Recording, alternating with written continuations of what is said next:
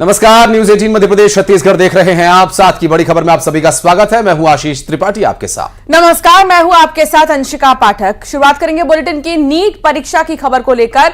NEET परीक्षा गड़बड़ी को लेकर आज अहम सुनवाई है सुप्रीम कोर्ट में। दरअसल नीट परीक्षा को लेकर सुनवाई, एनटीए ने हाईकोर्ट की याचिकाओं को सुप्रीम कोर्ट में ट्रांसफर किए जाने की मांग की थी और छात्रों ने याचिकाओं में सीबीआई जांच तक की मांग उठाई थी। और ऐसे में छात्रों ने याचिका में नीट परीक्षा दोबारा कराए जाने तक की मांग उठाई थी, जिसको लेकर आज अहम सुनवाई होनी है और इसमें कथित गड़बड़ी को लेकर यह सुनवाई होगी और देखना होगा कि क्या कुछ सुनवाई में तथ्य रखे जाते हैं। तो सुप्रीम कोर्ट में सुनवाई होगी और आज की तारीख तय की गई थी सुनवाई के लिए।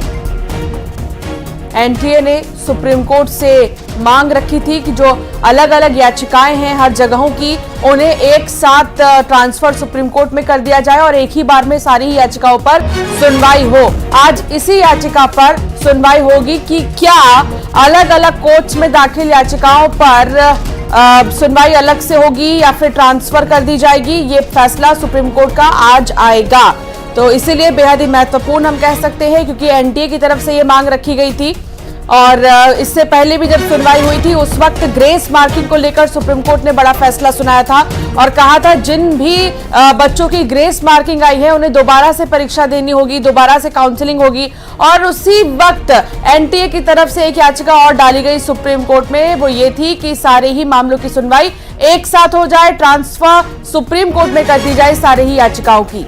और छात्रों ने याचिकाओं की सीबीआई जांच की भी मांग उठाई थी और साथ ही छात्रों ने याचिका में नीट परीक्षा दोबारा कराए जाने की मांग भी की थी।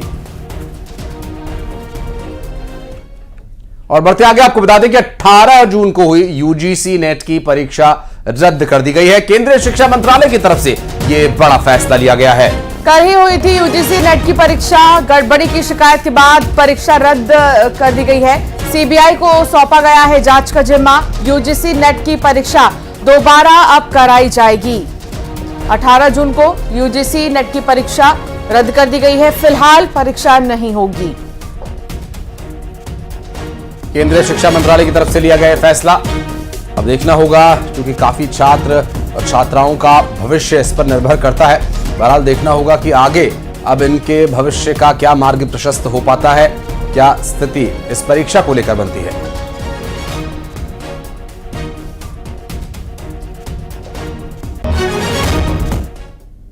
मोदी कैबिनेट की बैठक में बड़े फैसले लिए गए हैं। मोदी कैबिनेट ने 5 बड़े फैसले लिए हैं। दरअसल केंद्रीय मंत्री अश्विनी वैष्णव ने इस पूरे मामले पर जानकारी दी और बताया कि 14 फसलों के लिए एमएसपी मंजूर कर दी गई है। और केंद्रीय मंत्री अश्विनी वैष्णव के द्वारा दी गई जानकारी में यह बताया गया कि धान की नई एमएसपी 2300 रुपए तय की गई है, जिसमें कि किसानों को, खास करके धान उत्पादकों को इसका सीधा लाभ मिले। और कपास की एमएसपी की यदि बात करें तो 501 रुपए इसमें बढ़ोतरी की गई है और रागी की एमएसपी 4290 रुपए तय की गई है। अश्विनी वैष्णव की तरफ से जानकारी साझा की गई है। मोदी कैबिनेट की बैठक हुई और इस बैठक में कई अहम फैसले लिए गए हैं। 5 बड़े फैसले लिए गए हैं। उनमें से एक किसानों के लिए बेहद ही महत्वपूर्ण एमएसपी जो है वो तय की गई है कुछ फसलों के लिए।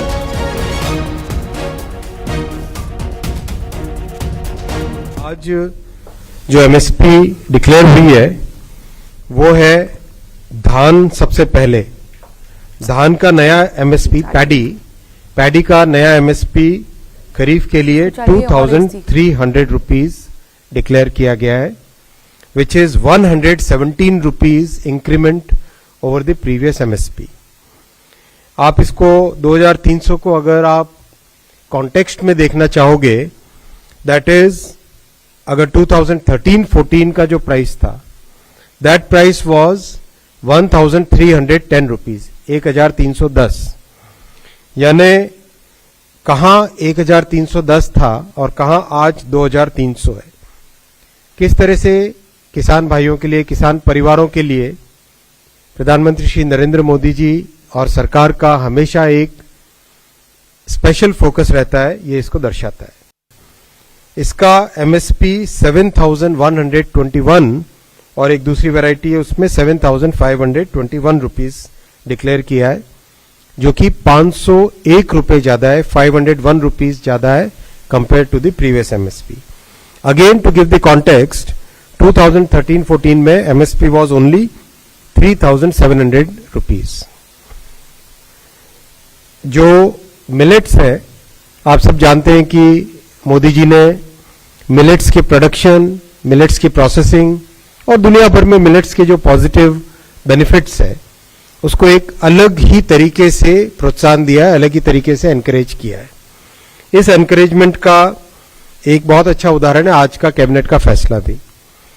ज्वार 3,371 रुपीज, रागी 4,290 रुपीज, बाजरा 2,625 रुपीज और मक्का मेज 2,225 रुपीज।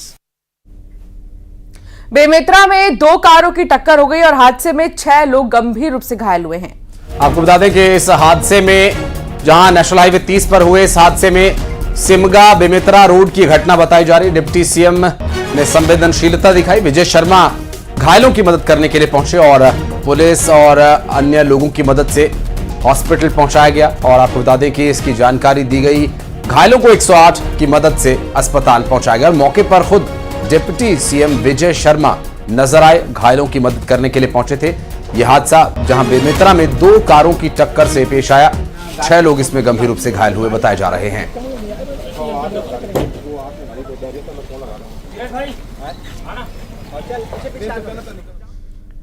और बढ़ते आगे आपको बता दें, नारायणपुर में पुलिस और आईटीबीपी की सर्चिंग पार्टी पर भारी मात्रा में नक्सल सामग्री बरामद किए जाने की जानकारी मिल रही है। जवानों को नुकसान पहुंचाने की नीयत से नक्सलियों ने जमा किए थे हथियार, detonator, codex wire, battery cell और इन्वर्टर, बैनर सहित काफी सामग्री मौके से मिले हैं और कावनार के जंगल में छिपाकर हथियार इन्होंने रखे थे।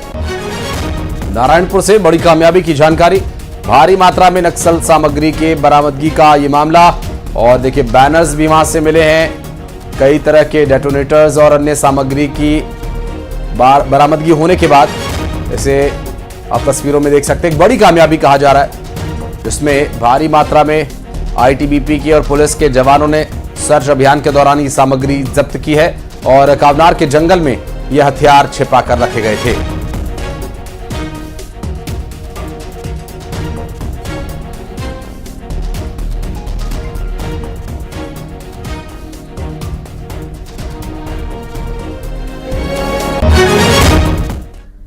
शिवपुरी में किसानों का झगड़ा हुआ है। लुधावली खाद केंद्र पर विवाद हो गया। दरअसल कतार में खड़े होने को लेकर यह झगड़ा हुआ, जिसका एक वीडियो भी सामने आया। 3 लोगों पर पुलिस ने मामला दर्ज कर लिया है और एक सार्वजनिक स्थान पर बलवा करने, हुड़दंग मचाने के आरोप में इन पर कार्रवाई की जा रही है और ये तस्वीरें शिवपुरी से सामने आई हैं।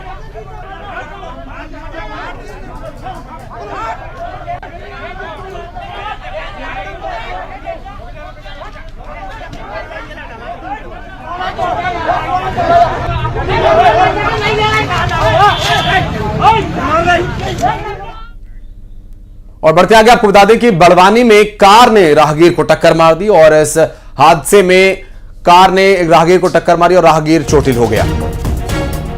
भाग रहे कार ड्राइवर का पीछा कर लोगों ने उसे पकड़ा है।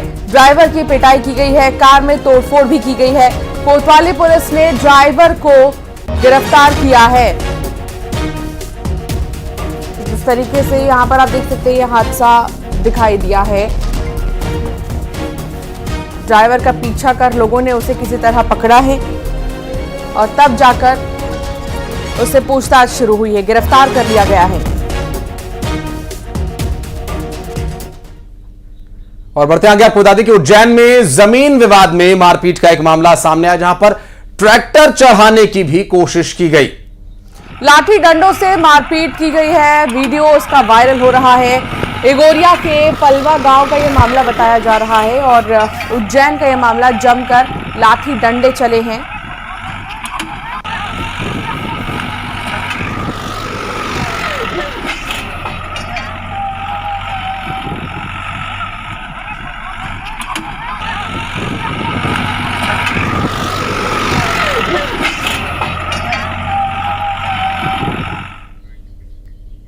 यूपी एसटीएफ को नकली होलोग्राम मामले में अनवर ढेबर की ट्रांजिट रिमांड मिल चुकी है। दरअसल एसटीएफ ढेबर को कोर्ट में पेश करने ले गई और कोर्ट ने अनवर को 48 घंटे की ट्रांजिट रिमांड पर यूपी एसटीएफ को सौंप दिया, जिसके बाद यूपी एसटीएफ अनवर को लेकर यूपी के लिए रवाना हो गई। और आपको बता दें कि शराब घोटाला मामले में, नकली होलोग्राम मामले में यूपी एसटीएफ ने मंगलवार को अनवर ढेबर को गिरफ्तार किया था। मंगलवार शाम को अनवर ढेबर जैसे ही जमानत पर जेल से छूटा, यूपी एसटीएफ ने उसे उठा लिया। इस दौरान ढेबर के समर्थकों और पुलिस के बीच धक्का मुक्की भी हुई थी। समर्थकों के हंगामे के बाद उन्हें सिविल लाइन थाने ले जाया गया। ये वही मामला है जिसमें कि होलोग्राम और नकली होलोग्राम की कथित निर्माण की बाद नोएडा में छापेमारी हुई और उस दौरान ये लिंक छत्तीसगढ़ से भी हुए। और ऐसे में अब अनवर ढेबर की ट्रांजिट रिमांड, जिसमें 48 घंटे के भीतर ढेबर को पेश किए जाने की तैयारी है। और अब देखना होगा कि पेशी के दौरान क्या कुछ तथ्य सामने आते हैं और यूपी एसटीएफ को ये ट्रांजिट रिमांड जो मिली है, इसका इस केस में क्या लाभ मिलता है।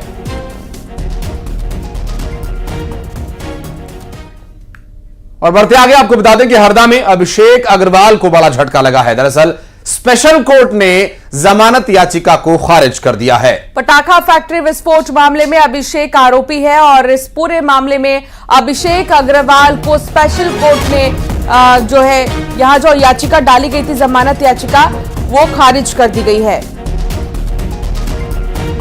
याचिका पर सुनवाई होती उससे पहले एक बड़ा झटका याचिका को खारिज करके कोर्ट ने दिया है।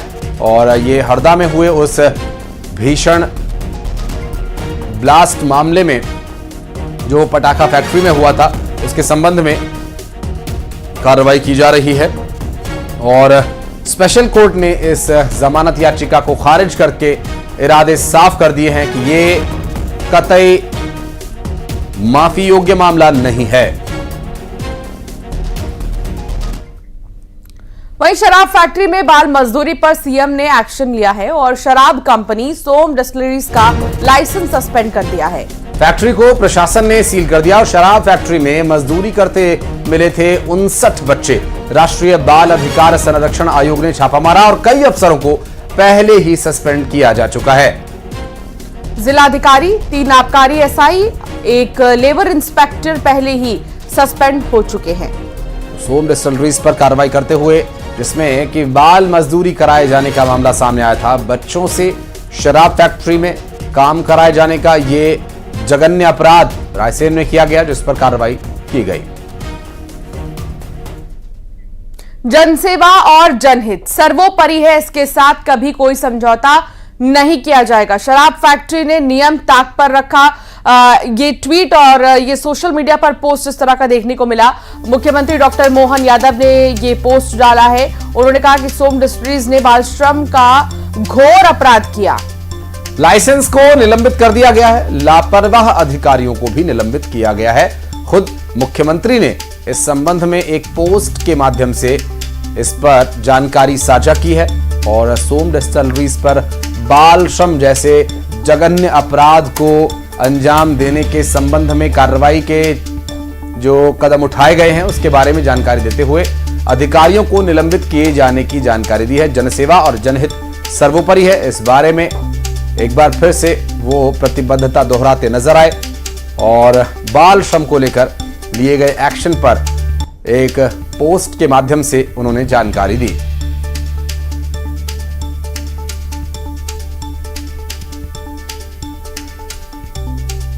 का जो उत्तर दिया था उससे समाधान जनक न पाया जाकर आबकारी आयुक्त महोदय ने 20 दिवस के लिए इसका लाइसेंस निलंबित कर दिया। तो लाइसेंस निलंबन के पश्चात जो सीलिंग की कार्रवाई है वो जारी है। और बढ़ते आगे आपको बता दें कि सीएम के एक्शन के बाद सोम डिस्टिलरीज का लाइसेंस निरस्त कर दिया गया और फैक्ट्री में सभी काम बंद करवा दिए गए हैं। आबकारी प्रशासन पुलिस की मौजूदगी में फैक्ट्री को सील किया गया है। फैक्ट्री की देसी विदेशी स्पिरिट तीनों यूनिट्स को भी सील कर दिया गया है। रायसेन में सोम फैक्ट्री में बाल मजदूरी के मामले में मोहन सरकार का बड़ा एक्शन देखने को मिला है। बात की जाए जिस तरीके से यहाँ पर मैं इस वक्त सोम फैक्ट्री पर मौजूद हूँ, ये बात इसमें यहाँ पर सोम फैक्ट्री को कहीं ना कहीं सील किया जा रहा है। जिस तरीके से बात की जाए यहाँ पर नाबालिग बच्चों से यहाँ पर बाल मजदूरी के मामले ने यहाँ पर तूल पकड़ा और न्यूज 18 ने इस खबर को यहाँ पर प्रमुखता से दिखाया था, जिसको लेकर कहीं ना कहीं मोहन सरकार ने एक बड़ा एक्शन लिया है। और बात की जाए तो अभी यहाँ पर आबकारी विभाग, पुलिस प्रशासन की टीम यहाँ पर अंदर मौजूद है और तमाम तरीके के जो अधिकारी, संबंधित अधिकारी हैं वो यहाँ पर मौजूद हैं। फैक्ट्री को यहाँ पर सील करने की यहाँ पर कार्रवाई चल रही है, जिस हिसाब से नाबालिग बच्चों से यहाँ पर बाल मजदूरी कराई जा रही थी। और वो भी यहाँ पर बात की जाए तो जिस तरीके बस में बिठाकर बच्चों को यहाँ पर फैक्ट्री लाया जाता था और बस में, स्कूल बस में लाके जो बच्चों से यहाँ पर बाल मजदूरी कराई जाती थी, बच्चों के हाथ भी जो स्किन थी वो बुरी तरह यहाँ पर झुलस गई थी, जिसके मामले में लगातार यहाँ पर तूल पकड़ा। और राष्ट्रीय बाल आयोग के अध्यक्ष प्रियंक कानून ने इस मामले को उठाया और जैसे ही इस मामले ने उठाया और मामले को तूल पकड़ाते हुए सीएम डॉक्टर मोहन यादव ने तत्काल यहाँ पर एक्शन लिया। आबकारी विभाग के यहाँ पर अधिकारियों को सस्पेंड किया गया, श्रम विभाग के अधिकारियों को सस्पेंड किया गया और अब आखिर में यहाँ पर जो कहीं ना कहीं शराब फैक्ट्री जो सोम है उसको यहाँ पर सील किया जा रहा है। तो न्यूज 18 खबर का एक बार रायसेन में बड़ा असर देखने को मिला है। दिनेश यादव, न्यूज 18 रायसेन। तो वहीं दिल्ली के दौरे पर है मुख्यमंत्री डॉक्टर मोहन यादव। गृह मंत्री अमित शाह से मुलाकात उन्होंने की है और इसकी तस्वीर सामने आई जहां पर अमित शाह के घर मुलाकात करने पहुंचे थे और तस्वीरों में आप देख सकते हैं ये एक शिष्टाचार मुलाकात और पुष्प गुच्छ देकर अभिनंदन करते हुए प्रदेश के मुख्यमंत्री डॉक्टर मोहन यादव और गृह मंत्री अमित शाह से मुलाकात उन्होंने की। दिल्ली में हुई इस मुलाकात की ये तस्वीर सामने आई है।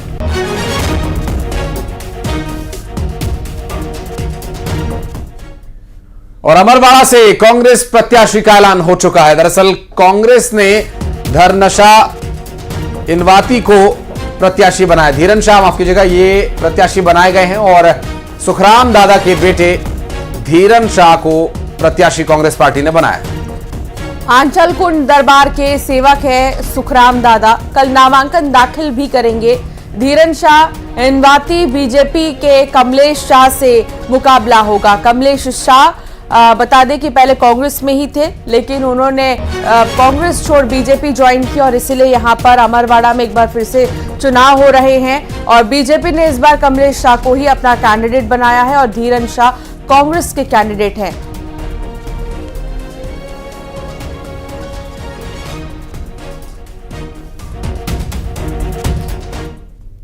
छत्तीसगढ़ सरकार खुद शराब खरीदेगी। जी हां, सरकार ने FL10AB की व्यवस्था को खत्म कर दिया है और अब सरकार सीधा निर्माता कंपनी से शराब खरीदेगी और इस खरीदी की जिम्मेदारी बेवरेज कॉर्पोरेशन को दे दी गई है। वहीं 5 प्राधिकरणों का पुनर्गठन भी किया गया है। सीएम साय इनकी कमान संभालेंगे, जिसमें बस्तर, सरगुजा, मध्य क्षेत्र, आदिवासी विकास, अनुसूचित जाति विकास और प्राधिकरण छत्तीसगढ़ राज्य ग्रामीण अन्य पिछड़ा वर्ग शामिल है। स्थानीय विधायकों में से एक विधायक को इसका उपाध्यक्ष बनाया जाएगा। क्षेत्रीय विधायक इन प्राधिकरणों के सदस्य होंगे। साय कैबिनेट की बैठक में ये फैसले लिए गए हैं।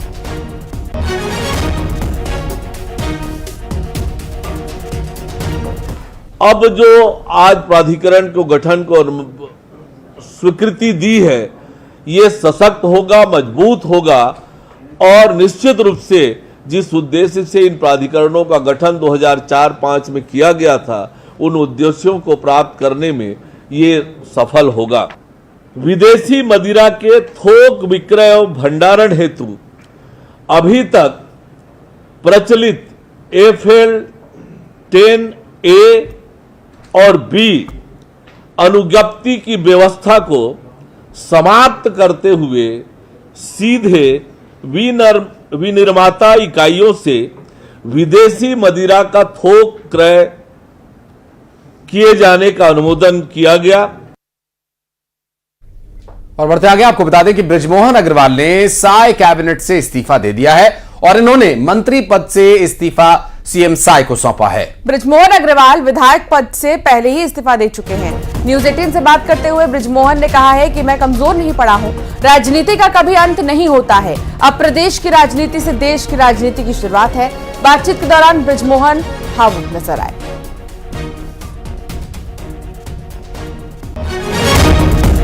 अग्रवाल जी के लिए कहा जा रहा है कि प्रदेश की राजनीति का अंत हो गया, तो ये अंत है कि अब शुरुआत है?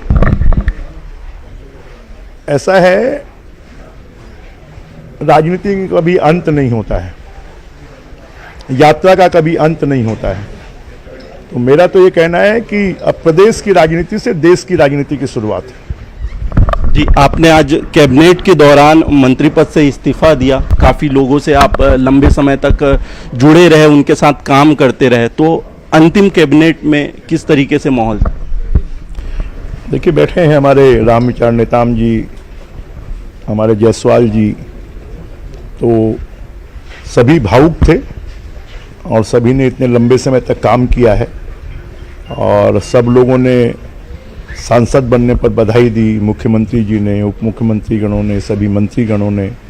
और इसमें तो हमारे तो ऐसा क्षण स्वाभाविक है कि जब पिछले 35-40 सालों से साथ में बैठते रहे हैं, उठते रहे हैं, हंसी मजाक करते रहे हैं, दुख सुख बांटते रहे हैं, तो जब ऐसा लगता है कि रोज मिलने वाले लोग अब कभी कभी मिलेंगे। जनता के हर मुद्दों को अब देश की जो राजनीति में जगह मिलेगी और दिल्ली से उठाया जाएगा। कैमरामैन नवीन के साथ आकाश शुक्ला, न्यूज़ 18 रायपुर, छत्तीसगढ़। उधर बृजमोहन अग्रवाल के मंत्री पद से इस्तीफा पर कांग्रेस का कहना है कि राज्यपाल से मांग करने के बाद उन्होंने इस्तीफा दिया है। दरअसल कांग्रेस ने बृजमोहन अग्रवाल पर मंत्री पद के लालच होने का आरोप भी लगाया और कांग्रेस ने कहा कि मजबूरी में बृजमोहन अग्रवाल ने इस्तीफा दिया है। कि तकनीकी आधार पर संवैधानिक रूप से मैं 6 महीने तक सदन का सदस्य रहते हुए भी मंत्री रह सकता हूं, अर्थात उनमें मंत्री पद का लालच था। मजबूरी में जब कांग्रेस पार्टी ने सवाल खड़ा किया, मुख्यमंत्री से मांग किया कि बृजमोहन अग्रवाल को बर्खास्त कर दिया जाए, राज्यपाल से मांग किया कि मुख्यमंत्री उनको नहीं हटाते हैं तो राज्यपाल बर्खास्त कर दें, तब उसके बाद सारी शिक्षा लेकर करवाने के बाद, सारी जग हसाई करवाने के बाद बृजमोहन अग्रवाल जी ने अंततः इस्तीफा दिया है। कांग्रेस ने फैक्ट फाइंडिंग कमेटी का गठन किया है और कई राज्यों में करारी हार की समीक्षा के लिए ये कमेटी बनाई गई है। दरअसल चुनाव में खराब प्रदर्शन के चलते इसमें कारण क्या रहा, इसकी जांच करवाएगी कमेटी। और यहां पृथ्वी राणा चौहान को मध्य प्रदेश की जिम्मेदारी दी गई है, जबकि सप्तगिरी उइके और जिग्नेश मेवाणी को भी मध्य प्रदेश का जिम्मा सौंपा गया। वीरप्पा मोइली, हरीश चौधरी को छत्तीसगढ़ प्रदेश की जिम्मेदारी सौंपी गई है।